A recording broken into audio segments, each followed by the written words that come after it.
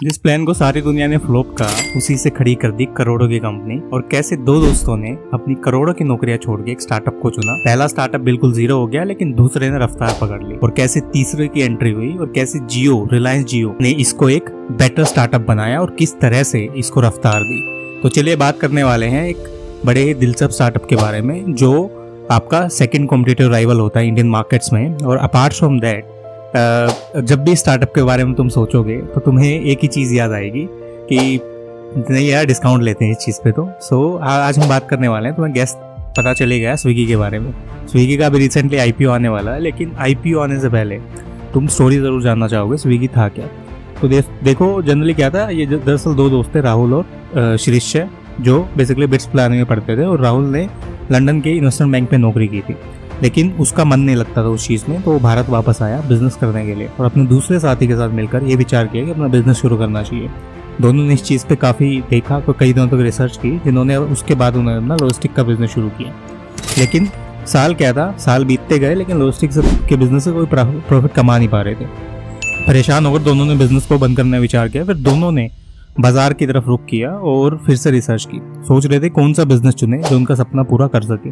तभी उन्होंने पाया कि इंडिया में फूड डिलीवरी का स्कोप काफ़ी अच्छा है। और यह बात थी साल 2014 की। उस टाइम जोमेटो आ चुका था, लेकिन तीसरे साथी की भी तभी एंट्री हुई। अब दोनों मैनेजमेंट को अच्छी तरह से जानते थे, लेकिन टेक्निकल ज्ञान इतना सही नहीं था। तो इन्होंने तीसरे दोस्त को नंदन को साथ जोड़ा, और जो कि कोडिंग में महारत हासिल किया हुआ था। और फिर तीनों ने मिलकर स्विगी कंपनी 2014 में शुरू की। अब जियो शुरू होने के बाद एक रफ्तार आई इसमें, क्योंकि कंपनी के शुरू होने के 1 महीने के बाद उनके पास 5 डिलीवरी बॉय आए और 12 रेस्टोरेंट में साथ में आए।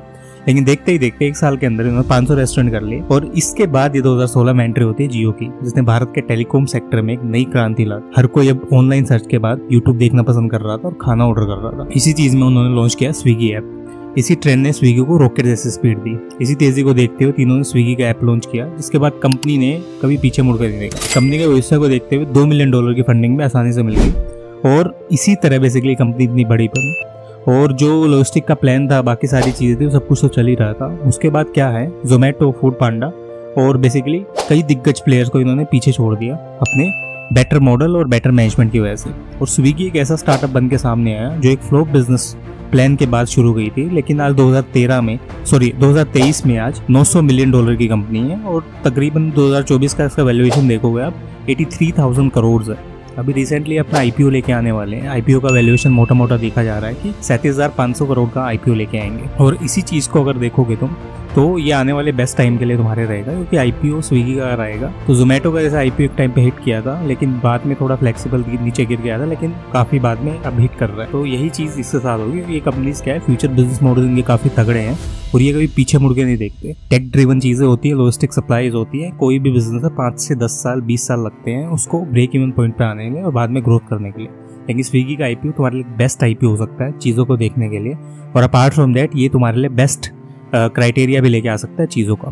तो अगर तुम भी इन्वेस्ट करने वाले स्विगी आईपीओ में और तुम्हें भी अच्छा लगता है, तुम्हारे भी कमेंट्स है, तो कमेंट सेक्शन में लिखो।